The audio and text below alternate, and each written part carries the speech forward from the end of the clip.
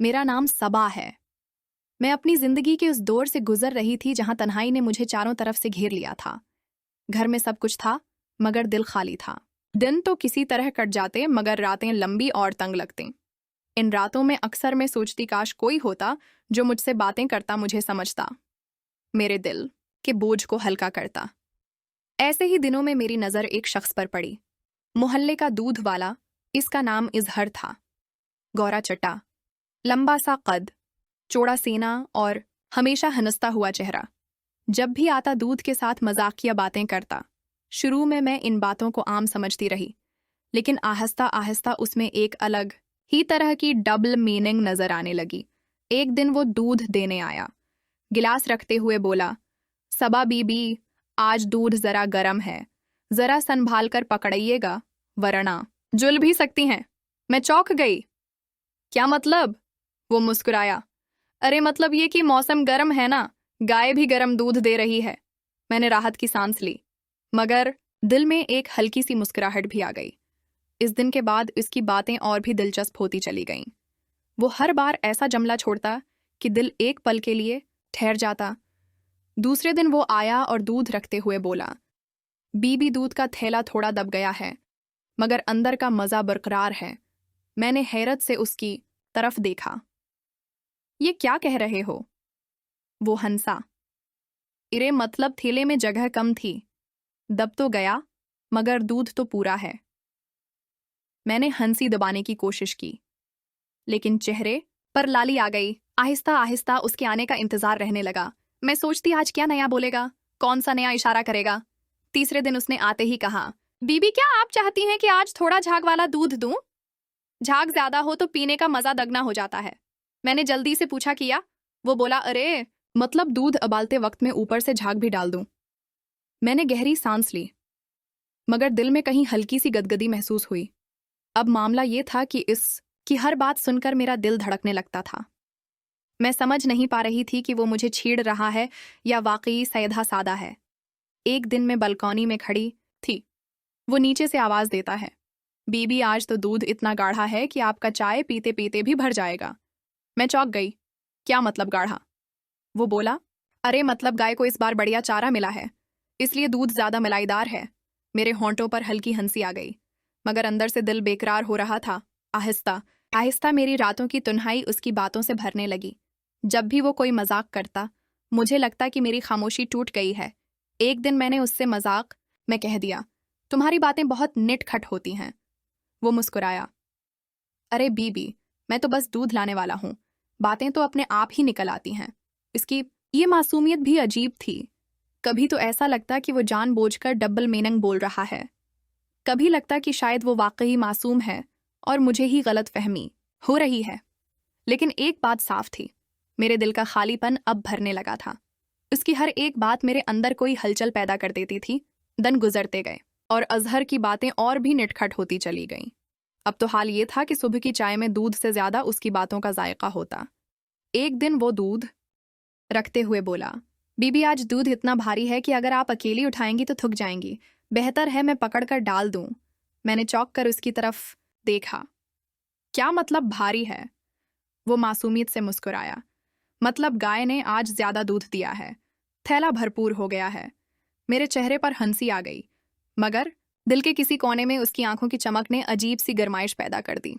अब उसका अंदाज मुझे चपटा नहीं था, बल्कि भाटा था। मैं अक्सर सोचती किया, ये वाकई इतना भूला है या मुझे जानबूझकर छेड़ता है।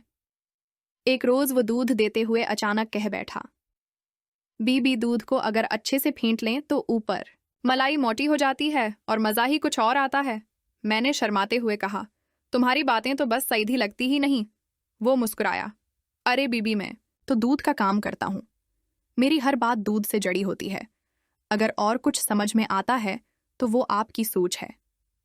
उसकी ये बात सुनकर मैं अंदर ही अंदर शर्मा गई। अब मुझे मानना पड़ा कि उसका हर जमला मेरे दिल को छू जाता है। आहिस्ता आहिस्ता हमारी बातें बढ़ने लगें। अब सिर्फ दूध लेने देने तक मामला नहीं रहा था। कभी वो पूछता, बीबी चाय मज़ेदार बनी?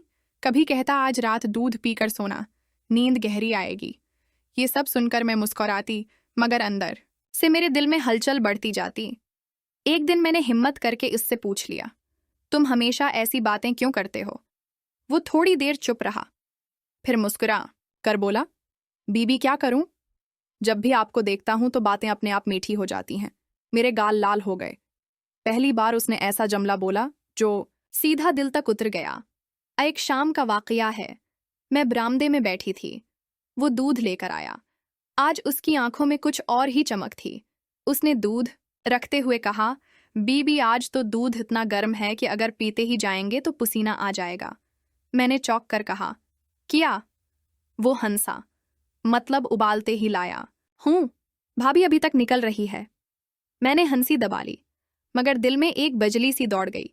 इस दिन पहली बार मैंने महसूस किया कि मुझे उसकी बातें सुनने में मजा आने लगा है। ये कोई आम दूध वाला नहीं था।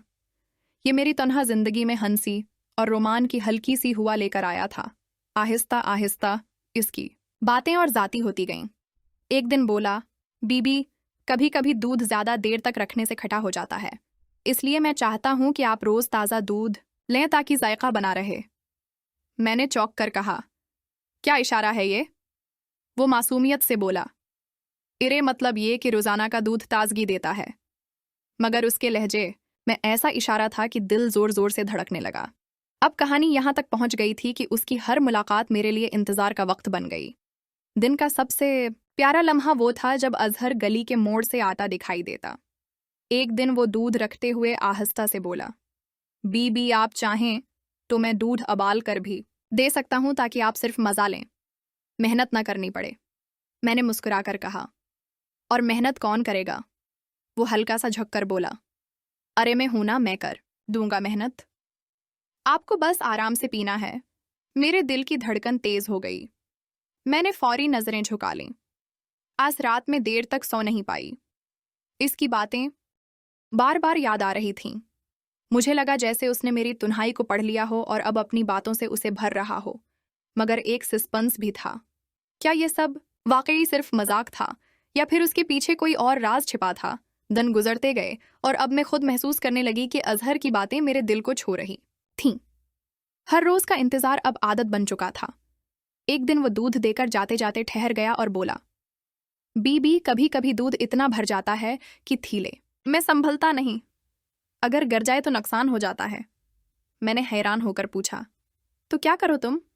वो मुस्कुराया, बस किसी भरोसामंद को दे दूं जो उसे संभाल ले। उसकी बात सुनकर मेरा दिल धड़कने लगा। अब उसकी बातें सिर्फ मजाक नहीं रह गई थीं, इनमें एक अजीब सा रोमांच छिपा था। मगर हर बार जब मैं सोचती कि अब वो कुछ सफ कहेगा, वो फिर मजाक में निकाल देता। एक शाम का वाकया है। मैं रसोई में थी। इसने आवाज लगाई, बीबी आज दूध जरा मीठा है, चुख के बताइए। मैंने झुलाकर कहा, दूध भी कभी मीठा होता है? वो हंसा, अरे बीबी गाय गड़ खा ले तो दूध भी मीठा हो जाता है, आप भी जरा चुख लो। मैंने गुस्से से देखा मगर मुस्कान रोक ना पाई। आहिस्ता आहिस्ता अब वो मुझे कामों में भी मदद करने लगा। कभी थैला उठा देता, कभी गैस पर दूध रख देता। उसका कहना होता, बीबी जब तक मैं हूं आपको हाथ लगाने की जरूरत ही नहीं, सब मैं कर दूंगा। ये सुनकर मेरे दिल में एक अजीब सा सुकून उतर जाता। एक रात का जिक्र है। बजली चली गई थी। घर अंधेरे में डूबा हुआ था। मैं बरामदे में बैठी थी कि अजहर आ गया।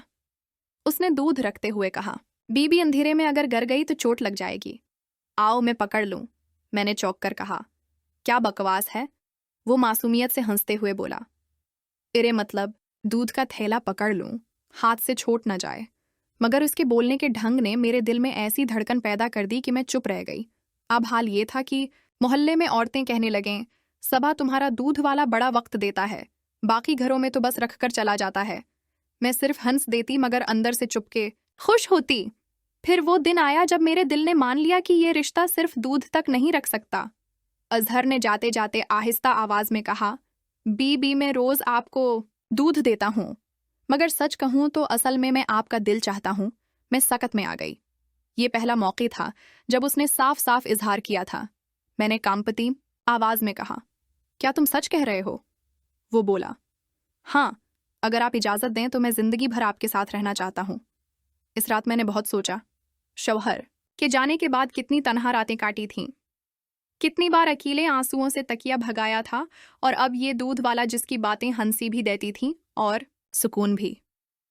शायद यही वो इंसान है जो मेरी जिंदगी को फिर से रंगीन कर सकता है। कुछ हफ्तों बाद इजहर ने अपने घर वालों को भेजा। मोहल्ले भर में बातें हुए, मगर सबने माना कि एक अकली औरत का सहारा मिलना ही चाहिए। आखिरकार हमारी शादी हो गई। हम शादी की रात का वो लम्हा था जिसका हर लड़की ख्वाब देखती है। कमरा सजा हुआ था, हल्की रोशनी जल रही थी और दिल की धड़कन इतनी तेज थी जैसे अभी बाहर निकल आएगी। मैं सोच रही थी बस अब एक नया सफर शुरू होने वाला है।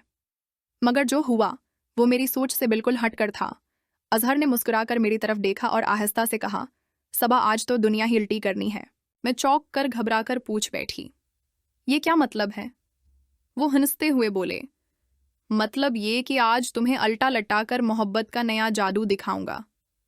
मैं शर्मा कर चुप हो गई, मगर दिल के अंदर अजीब सी हंसी भी आई।